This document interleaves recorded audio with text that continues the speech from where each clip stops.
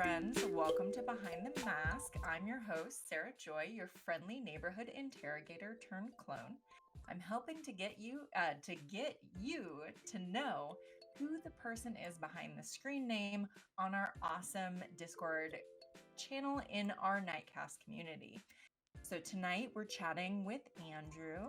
You may know him as at Andrew/Dicey Cantina. Hi, Andrew. Hello. Tell us a little bit about yourself.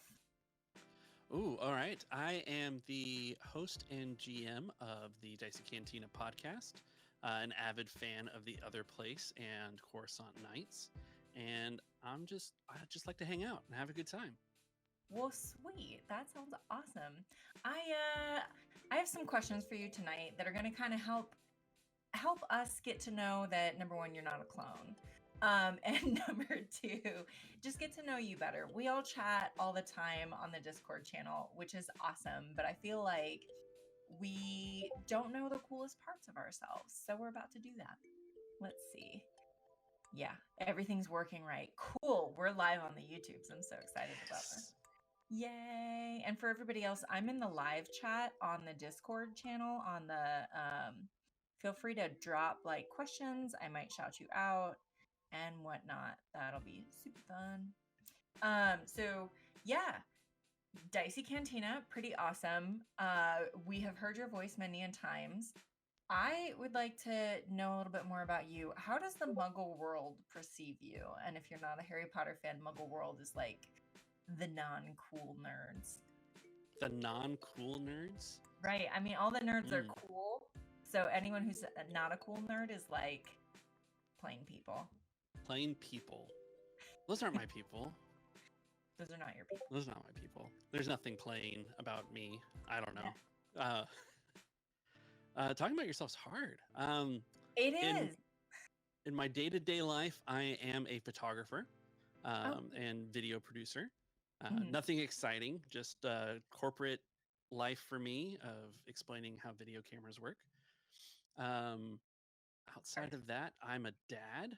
I like to spend all of my non-podcast time doing that because it's more than a full-time job.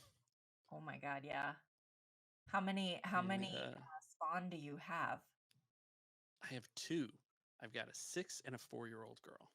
Ooh, are they both girls? They're both girls. That's awesome. I said it singularly when I meant it plural. I was like, are there two in the same body? I mean, no, just a weird way to say it, which is how I like to roll. You know what? That's fine. That's fine. I'm going to catch you on all of it, though, because it's super fun to do. Yeah, please. So, great. You are raising the next generation of Wonder Woman. I love that. Mm-hmm. How many boys' butts have they kicked so far? Well, pandemic life means 0 for now. For now. Are they training hard at home? Lots of push-ups, cardio? They do. So they have, I've lost count, but the majority of their cousins are boys, and they keep them on their toes whenever we get around for the holidays. So they hold their own pretty well. Of course they do. Of course they do. I love that. Oh, so fun. So what is one piece of advice that you would give to your girls when they're older that you can kind of give to the rest of our audience here? I would spend a long time thinking through the right way to say it, but the core message would be for them to just be themselves. Oh, I love that. It's so much better when you're just yourself. Yeah. Life is better when you know who you are and you just be you. Yeah, exactly. 100%. When did you figure that out?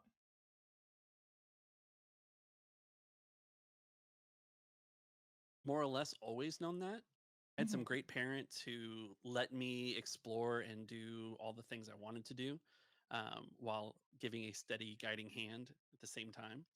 And I've been someone who's always like, I had to figure things out on my own. You know, it's like, I know that you say this is the right way to do that, but I'm going to do it this way first. And then when that fails, then I'll do it the right way. I happen to be that person too. So someone tells you the stove is hot and you're like, oh, really? I'm going to touch it.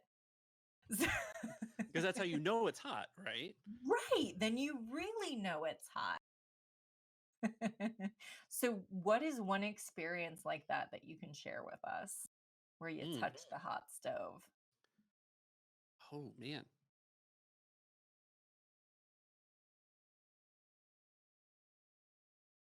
You're like, Hmm.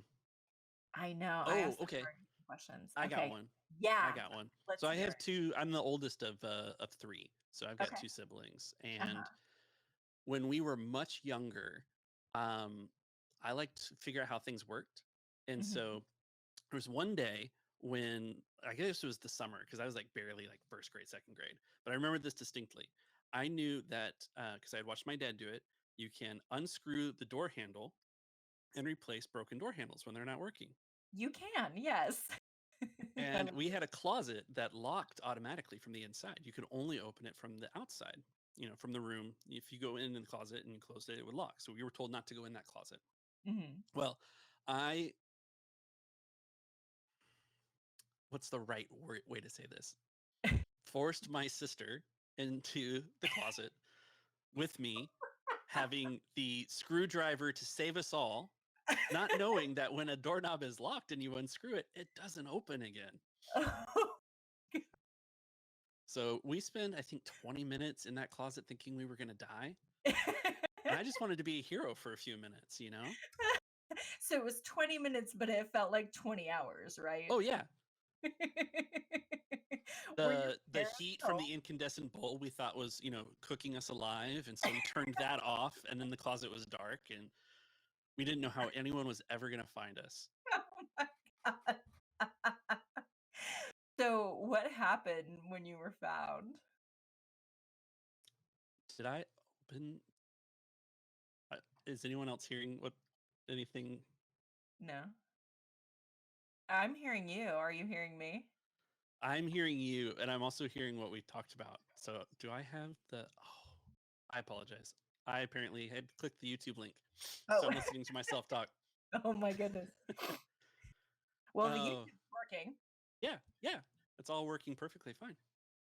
Yeah, And now it's closed, so we're good. that's I'm all sorry right. about We that. fixed the snag mark. Look, we did it ourselves. Be very proud of us. Yeah. So I like what did your parents say? Well, the next stage was after we were found. The um, My mom came upstairs Uh-huh. and turned the knob to open the closet because she could hear the ruckus we were making in there, and the door handle popped off because it Oh, wasn't screwed in. oh my goodness. Yeah. Oh no. And Oh. after we reattached the handle and got the door opened, there was Mhm. the "Don't ever do this again." It's like, you think I'm going to do this again? I mean, This did not work the way it was supposed to. well, you learned, right? I did. Oh my God, that's great.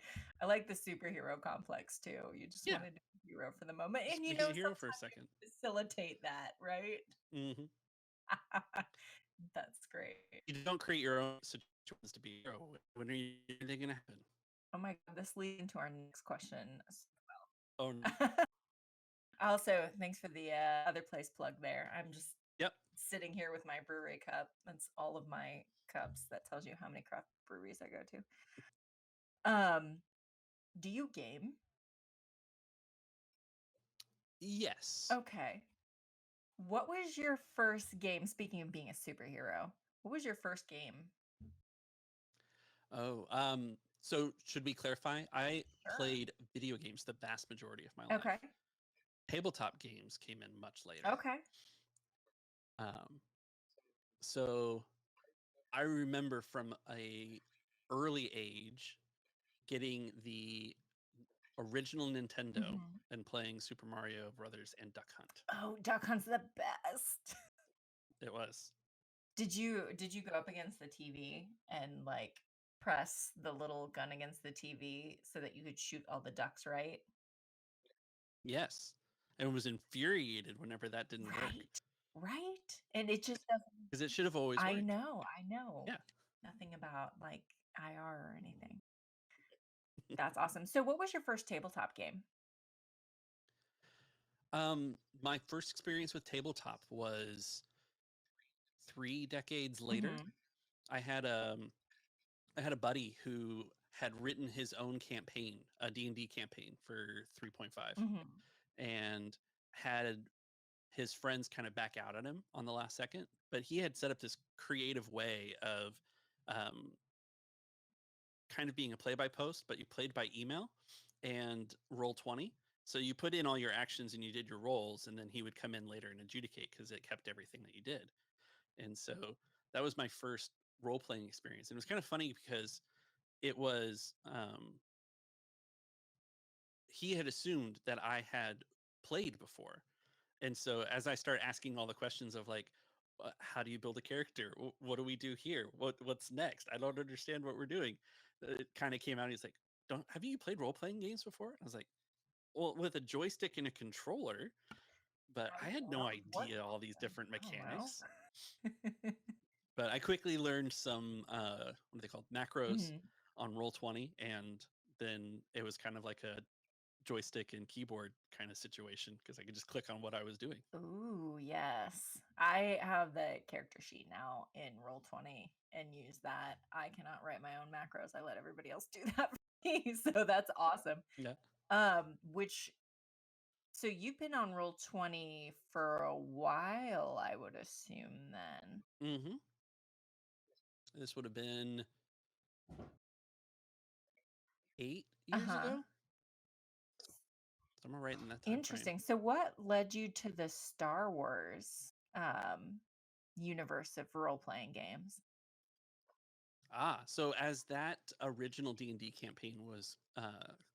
ending, this was right as Star Wars was, I think, announced to be coming back, that Disney had purchased it or had purchased Oh Lucasfilm. yeah. Oh And no, your webcam oh, utility, you're back. I thought I fixed that. I'm That's sorry. It'll do that every now okay. and then. As long as you're still with us, that's all that matters. I'm still Okay. here. But yeah, so the Edge of the Empire Mhm. system um, was highlighted to me as I was looking at the question after the D&D campaign was ending was who's going to do what next? Does anyone want to play anything else? And so around that same time, I was introduced to the campaign podcast and their Star Wars podcast.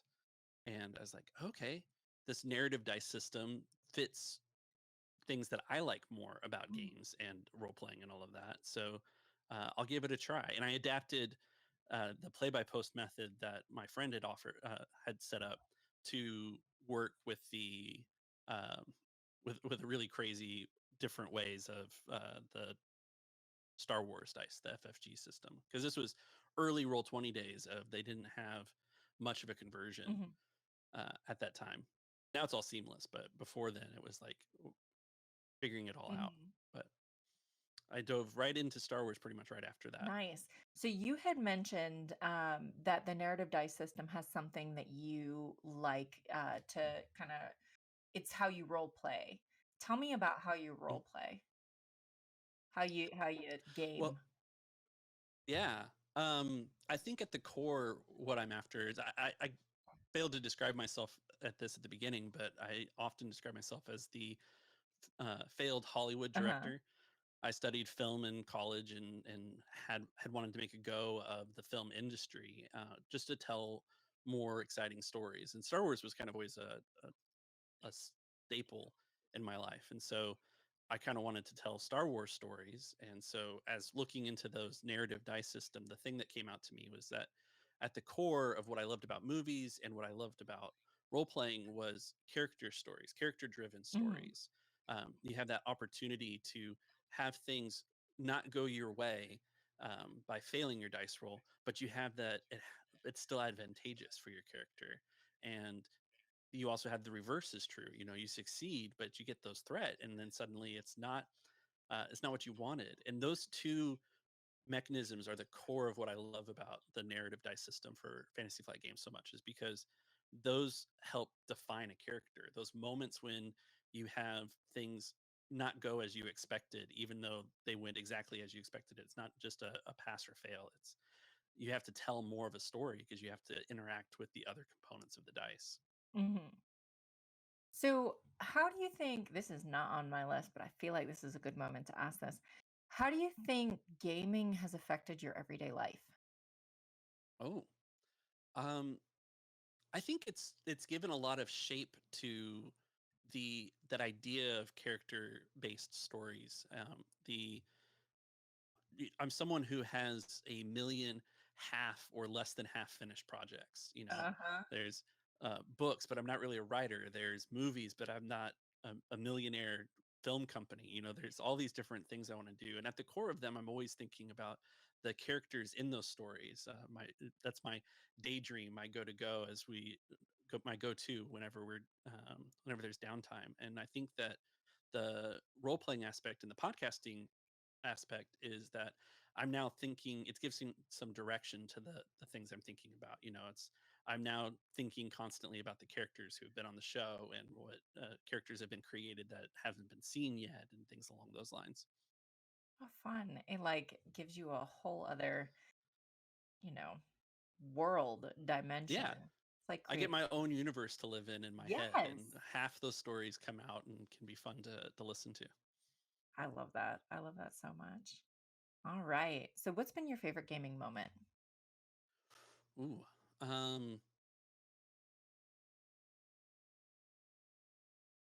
I don't know if I can pick just one, but if Okay. as I You can try do and a think of couple. them, they Uh-huh. all center around the unexpected. The same thing that we get with the dice is Mhm. that um, bringing players into the world and then presenting them with a problem and then watching. My favorite gaming moments are when they looked at the problem and they solved the problem in a completely different way than I expected. I love it when things go off the rails, and because at the core of that, when they're acting in a character, that means that they're being that character, and now I get to explore something new that I hadn't even considered, and that collaboration and that storytelling are the favorite moments for me. um, it's not a role-playing game, but I also got into playing some of the like Mansions of Madness, some of the other Fantasy Flight games that are just tabletop games. Mhm. And there's one story that kind of exemplifies this, even though it's not a role-playing perspective, and that's uh, Mansions of Madness is an H.P. Lovecraft inspired board game where you take on the role of characters and kind of investigate a horror story Mhm. as you go kind of about a map. And there's an element of GMing to that game, particularly the first edition that we were playing. And so I had gotten it, and I'd gotten my brothers into playing that during like holidays, Thanksgiving, Christmas, things along those lines. I'd spend a little while setting up the game. We'd sit down and we would play it, and we'd have a pretty good time. And there was one instance where it was taking me far longer to get everything set up because I had apparently picked a long version of the game. And there's an aspect of that is you pick elements at random, and that determines some of the changes in the game. And Mhm. the win condition for that scenario was for the investigators to leave this haunted mansion. Mhm. They're supposed to come in, hear the trouble, investigate it after they get their first experience with the ghost. The only way to win that scenario was to leave alive. Um, and there was an unexpected gaming moment that I talk about to this day that I absolutely loved, which is they walked in, we began the scenario, I read the description of the haunting ghost and asked them, "What do you guys do?" And they're like, "Well, if this was real life, I would leave. This is too scary." And I was like, "Is that really what you do?" And they're like, "Well, obviously that would be the short end of the game," and they kind of went back and forth. But I specifically held back from telling them they couldn't leave because if I did that, the whole scenario is ruined and they would play hours and not be able to win. And so Mhm. when it came down to like you could do that, they're like, "Okay, we do that." I'm like, "You win all the setup. 5 minutes into the game, It was so much fun. you win." Right. They're And like, it's that can't be how we win. That can't be the game. And I'm like, nope, that was the only condition. The door's supposed to be locked, but if I told you it's locked right now, you would never know that it was unlocked later. oh my goodness. So, That's so good. I love the ingenuity where as a player too, when you start feeling trapped and you're like, well, can I just do this thing? And you do it and you're like, oh, it was that simple. Mark just posted a GIF to the chat of Sam Winchester, my second favorite Winchester, um, opening a closet with a ghost, and it says "Too spooky." That's perfect. That's perfect. So you're talking about from a GM perspective and from kind of setting up the game. Do you have a favorite moment as a player, or do you find yourself mainly being the GM and facilitating the story? At the core of playing, to make things happen, I usually take the mantle of the GM. In the groups and the player groups and things that I'm in, 9 times out of 10 people don't have time to become the GM, to think of the story, to get the components together. And being a failed Hollywood movie director, one of those skills that you have to develop is getting people together at the right place at the right time to do a thing. And so taking on that mantle means that 90% of my gaming experience has been from the GM or the organizer's perspective. I still love playing Vutrid. I don't know that one. That's the other place campaign that AJ and Mark have been doing here on the live play. The greatest sword theirs in the land. Okay, okay. You can see how much I've been listening to live That's all right. play. That's awesome. That's awesome. I hear we should have another episode of that coming up soon. I hope so. I don't think we've scheduled anything, but Mhm. I don't think we finished the story yet. We're after the cake worth dying for, and we Oh, haven't died yet, so I don't think we found the cake yet. yeah. If it's worth dying for, I don't think that precludes that means that you have to die necessarily. But But you can't really have the true value of the cake if it's unless worth you dying for, and you don't. Then did you really experience the cake? what if it's a near death experience? I could take that. Okay, okay. Have you had a near death experience while trying to get this cake yet? No, because I am the greatest sword theirs in the land. No See one that? can stand against me. Apparently, and no one has. I mean, we won't talk about that one time, but Well, nobody talks about that one time. I love it. That one time. Yes, Mark. So would you rather be a player or a GM if you had oh, the option? If you had, if like the GM of GMs came down from GM heaven and was like, "Would you like to play in my game?" Or the players of players came down from player heaven and were like, "Would you be our GM?" Which would you choose?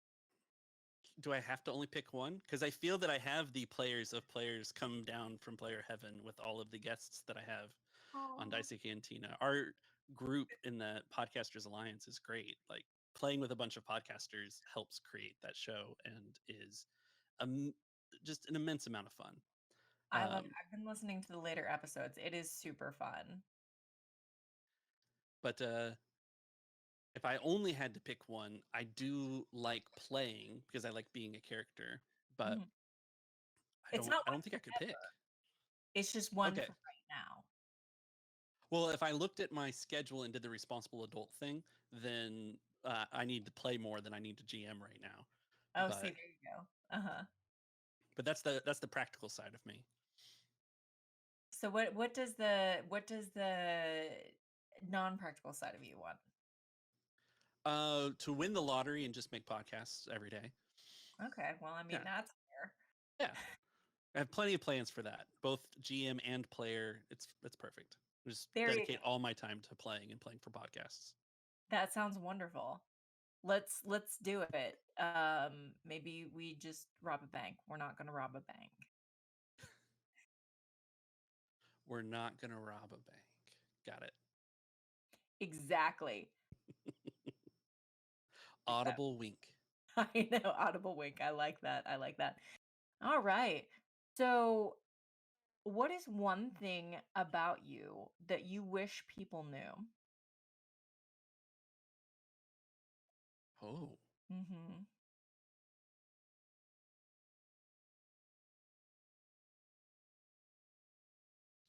That's a good question. I know. The introvert in me says everybody knows everything they need to know already. Mm, mm. Um, but I guess at the core of it, I do still love interacting with people, and so I quietly hang out in the voice chat on the Discord here. As weird as that is, because just chatting with people is a lot of fun. So I guess that would be kind of the core of it. Just tell me about yourself, and I'm good to go. I love that. Well, everyone, so obviously our Discord channel is a thing. If you're watching us on YouTube, you can go to Nightcast. I'm sure Mark will post that in the comments. You can hop on and you can talk to Andrew on the Discord when he's hanging out on the general chat channel. I have never, well, I do a lot of mhm. driving, and so I just do a lot There of you hanging go. out There there. you go. A lot of driving across very long states. So Just the one just the state, one? just the best state. Oh, yeah, I can see. Are you good with us knowing what that is if I say what it is? Because I can Oh Okay, yeah, great. Texas. Oh, Texas. bless. That's such a very large state too. Lots of Yeah, I I'm on the east side of Uh-huh. it, and uh, the hours I spend driving, I don't leave the east side Oh of my Texas. gosh. How far across is it? I'm just curious now. Um, it's very far. If you let's see if I can do this over my shoulder. So this bottom point here, if you Okay. take this bottom point, there's not Uh-huh. a direct drive, and then you take it to the opposite corner here at the top. Uh-huh. I believe that is just about 800 miles. I Okay. think it's what 12 hours worth of driving. Okay. Okay. Feel like that's a personal challenge. So 12 hours, 12 hours. And then what is it east to west? I don't know which way I'm showing in the camera. So we'll just Mm, pretend like this is east even though this is west for me. And that's pretty west good. even though it's east. I don't know the exact measurement, but it's not quite as wide as it is tall. Okay. So Okay. Dallas is this way. Oh, to overshot it. Coming back. Here we come. It's just about right at the tip of my finger there. I've Uh-huh. driven personally from there to New Mexico over here, Oh, and it yeah. took us 6 hours to leave the state, and then 2 hours in New Mexico. We were on the other side of New Mexico. Yeah. New Mexico, not as big as Texas. No, I love it. All right, very important question. What is your favorite color?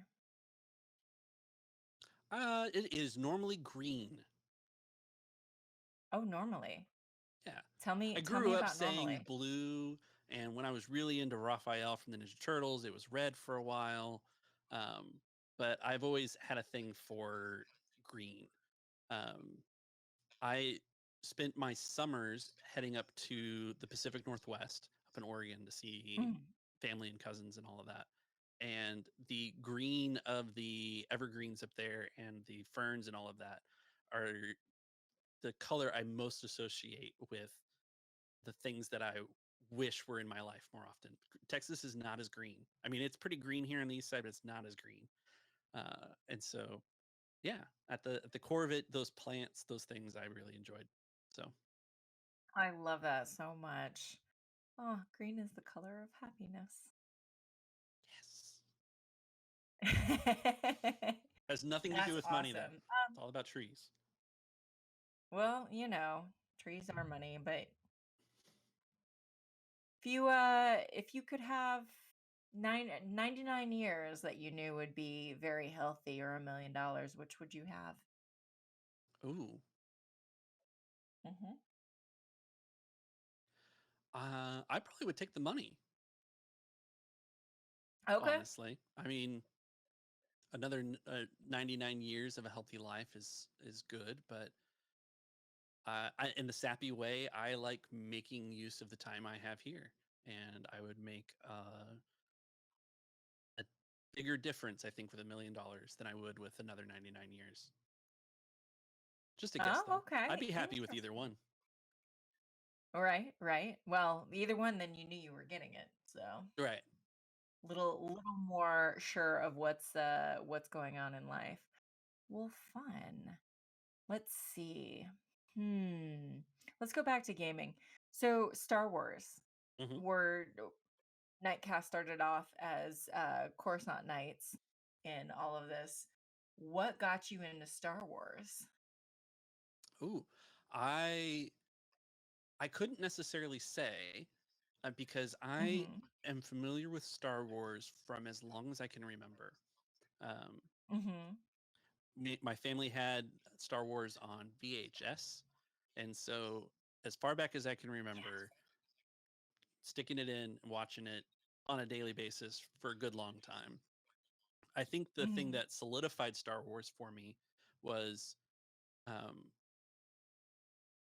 learning to read was a difficult challenge for me. I was both dyslexic and dysgraphic. Still technically am. And so my mom knew that I loved Star Wars and watching Star Wars and was trying to get me to read more. And the wise woman she was, she took me to the public library, which was just a few blocks from where we were, and took me to the fiction section and showed me that there are Star Wars books. And I went, there are books with stories that aren't in the movies? And I grabbed the X-Wing series, the Rogue Squadron series, from there, and just devoured it. And the library was a bike ride away, and so I made it like all through that series, and then consumed most of the Star Wars books up until I think near the end of high school. Just anything that came out, Star Wars was reading it and was really into it. That's It awesome. helped that the Phantom Menace came out. I'm going to date myself, but came out the summer I had my driver's license for the first time. Oh my God, I think you're younger than me. So 16-year-old me and a driver's license, no job to speak of. Mm-hmm. Um, yeah, had some friends over. They were spending the summer together, and we went and saw the Phantom Menace every day for a matinee for a week. Oh, that's awesome. That's so much fun. Oh, we won't. I mean, for Star Wars, it was Hmm. a Star Wars movie. It was the first Star Wars movie, It new was. Star Wars movie. We were all so excited. We had such high hopes. Oh my goodness. All right, which is your favorite Star Wars movie and why? Ooh. Mhm. Well, as I said, Star Wars has been like a staple in my life for as long as I can remember. And up until I started studying film, I would say that The Return of the Jedi was my favorite Star Wars film Mhm. because, again, I love the Pacific Northwest. Big into X-wings. I know people who grew up wanting to be Jedi and have cool laser swords. I just wanted to fly an X-wing. So the big Yes. space battle, uh, Ewoks, and the trees. It's been my favorite the longest. Um, when I try and evaluate Star Wars as critically as cinema, The Empire Strikes Back, the story arcs and things there are great and I think really excellent writing, and captivating, which is what you want out of a movie. But Mhm. if I took all the things that I loved about Star Wars and the things that I hang my hopes on, Return of the Jedi is going to be the one that has a special place in my heart for a really long time, probably forever at this point, for being honest. Oh yeah. And you know what? I feel like our favorite movies don't have anything to do with how well they're done. I think a Hmm. lot of the emotions around them and how we've experienced them that really ingrain them into our memories and just like in such a lovely emotional way. Hmm. So, and I mean Ewoks, like Yeah. who doesn't What's love not to love about Ewoks? Right. They're the best. So I think And I deadly. know the answer to this question. I'm gonna ask you anyway, 'cause just in case anyone didn't catch it. And I'm gonna show my bias in this. So Rebel Alliance or Imperial Scum? Mm. It's definitely the Rebel Hmm Alliance hmm for forever and for always. But there's actually an answer to a question that you didn't ask in Okay. there when asking Yes. that. And um, as a GM, Uh-huh. the most difficult thing for me to do to make a good game is to be the bad guys and let others Really? be the good guys. Oh, Because tell me about this. so I have a heart for right and wrong. I'm not Mhm. going to say like justice and injustice, but just like things being the way that they should be. And Mhm. so for me, growing up in Star Wars, the Empire are baddies, and there's no reason to ever want to be the bad guys. They are the bad guys. It's okay that they're the bad guys, and they will be the bad guys forever. And so getting into GMing and all of that, when your players are the heroes and you tell them that you're not going to run an evil campaign, you're not going to let them be the bad guys because that's something that they would enjoy being fun, you've trapped yourself into having to be the bad Mhm. guys with the bad guys motivation to spur your characters on to heroic things. And it was one of the things that I struggled with particularly early on because if you give me an option to play a game and they're like, you can be the good guy faction, you can be the bad guy faction. I'm like, whoever picks, more power to you if you pick the bad guy faction. But if you're giving me a choice, never. So just personality quirk. It's the Rebel Alliance or nothing for me. Interesting, interesting. And obviously I'm very much Rebel Alliance. So I wanna poke more on this, like being difficult to play the bad guy. What bad guy in your game was the most difficult for you to play? Mm, Why? Let's talk about that. that one's a pretty easy question. So Okay. um, when Dicey Cantina was first getting started, it has an interesting history because it was starting as a podcast with players that I knew when I was in DFW, and we were playing in person for it. Mhm. Knew nothing about creating a podcast. It was all they were all along for the journey of figuring it out together. And then I had a job opportunity come up and moved away, and we never kind of got that off the ground. We moved to YouTube for a year, and then realized that that's way more production than I have time for. And we Yeah. moved back to podcasting with the lovely folks of the Podcasters Alliance, which made everything significantly easier. But one of the core characters that we had early on was Lizzie Pree. She's our private detective, and she was kind of the center of the storytelling that we were going to do. Her investigations into the world of Druckenwell were going to reveal a lot more to it. We were going to do it more of a mystery style. Another Mhm. thing I'm terrible at, writing mysteries. I'm way more into adventures than I am to mysteries. So I had no clues and I had no clue that I had no clues when we started playing. But I had to write a bad guy for the campaign. Mhm. And so I came up with Curtis Screw. And he is just everything I hate in a person. He's misogynistic, he's quick on the trigger, and thinks that he's completely right all the time. Um, his catchphrase was "It's justified," because he sooner Oh. shoot somebody than ask them any questions, which makes him a great bad guy. Because anytime he Mhm. enters the scene, you hate him, you want to punch him in the face, and you can't wait until you can get away from him. And he's dangerous too because he'll shoot at you sooner than he will ask you any questions. Mhm. But it was it was challenging the first few times trying to play that, particularly for a podcast, and I kept kind of having to stop and be like, just so we're clear, this is not me. This is Curtis saying this because I'm also terrible at voices. So I like saying things that he would say in character is like, I need to make a distinction. I'll cut it out later, but this is, I don't think this. This is something Curtis thinks. Aw. How did your players react to that? Oh, they loved him, and the fact that I missed the fact that it was Screw sounded like screw you. They just called him Curtis Screw you, and that was the catchphrase that let them go. They were a lot more experienced with playing games than I was. I had gathered players who had played Dungeons and Dragons and other role playing games before, and so I was the noob coming in and trying to run a campaign and trying to figure out how to do it for a podcast for entertainment. So I'd heaped on a lot of troubles, and they were a lot of help in just going with the flow and whatever you say goes.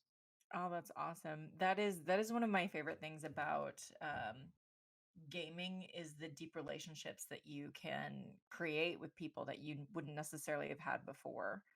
So, which is kind of what I'm hoping to accomplish by us talking, by us Yeah. this whole behind the mask thing, because I think it gets us all to engage a little deeper than we've been able to before. I have one more question for you because I'm going to stay true to my word and we're going to be done at 10, Cool. or I'm sorry, 9 or 8 or 7, or if we have anybody. I don't think we do. We have anyone international? I don't think we do. We might. They are probably in bed right now. Oh no, they totally stayed up to watch us. I don't know what Oh, you're oh yeah. talking about. They're all over on the YouTubes. So let me know what time it is. Um, so if you were a sea kangaroo, what color would you be and what sea would you live in? It's the most important question of this Okay. podcast. Oh my God, no. Video chat. Video chat podcast thing. I said very specifically, I'm not making a podcast. Well, I have news for you. No. No. A sea kangaroo. Is that a real Yeah. thing? That's not a real thing, is it? Is now. Okay, it is now. Okay, good. Then I would be a lime green sea kangaroo, and I don't think I could spend a lot of time in cold water. So let's say the Caribbean. Okay, okay. Lime green sea kangaroo in the Caribbean. I like Indeed. it. Texas, is it warm or cold? Is always warm, except for that 1 month when the apocalypse happens and it stays here. Right? Right? Oh my goodness. All that cold weather came down there. Mhm. All right. Well, we're going to wrap this up. This is our first successful Behind the Mask. Thank you so much for being the guinea pig for this. I appreciate it just so much. And talking to you Yeah. is a delight. Where can we find you on the interwebs? On the interwebs, you can find most things about me by my camera shutting off in the middle of me talking. Of course. I, I'm a professional video person, I promise. You're like, I went to film school. You can find everything out about me at diceycantina.com or on the social medias at Dicey Cantina, or you can just come hang out at Nicecast Creative Discord because that is where I spend 90% of my downtime. I spend it when I remember it exists and I come back on, and then I just talk trash about everyone. So, and by everyone, I mean But every channel needs that. Every channel needs Mark, that, though. and not recognizing that Apple to Apple is everything. We didn't spend near enough time talking about Okay, Apple okay. We've in this got 2 conversation. minutes left.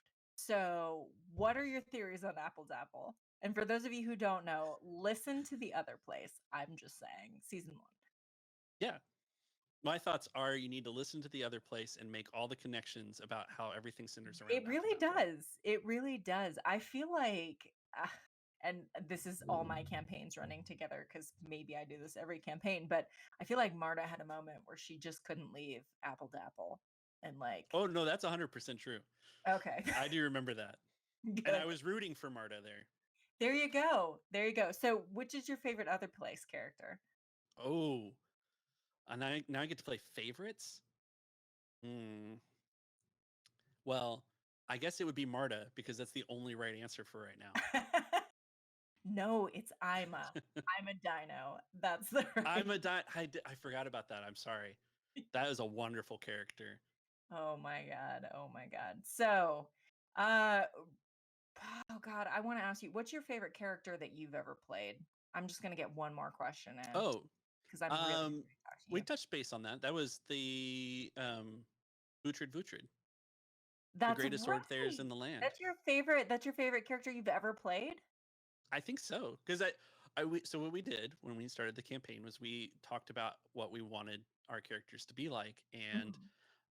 we didn't touch on this either. I'm not big into magic. And Okay. so I was like, I'll be Mad Mardigan from Willow and convert that into a theirs. And one thing led to another. And I got to be a silly, prideful swords person and put all my stats in swordsmanship and use my skill in swordsmanship for pretty much everything so far Oh my god, I because love that AJ is so much. very kind. Well, yeah, AJ's fun to play with too. But also, Um, Willow reference. You Mm, got me right there. Well, thank you, Andrew, so much again. It is exactly 10 o'clock. I'm going to let you go. I really appreciate you spending your time with us. Again, 10 o'clock, 9 o'clock, 8 o'clock, 7 o'clock. Um, and we'll have to maybe do a behind the mask too with you sometime. If anyone else sure. is interested on being on the behind the mask program, shoot me a direct message on Discord, however that works, or just post in general and tag me at wannabe supergirl and say hi to Andrew. If you've heard something that you want to chat with him further about, I am sure that he would be glad to do that. And again, catch him lurking in that general chat. Hmm. Mark, back to you, or however you want to shut this off.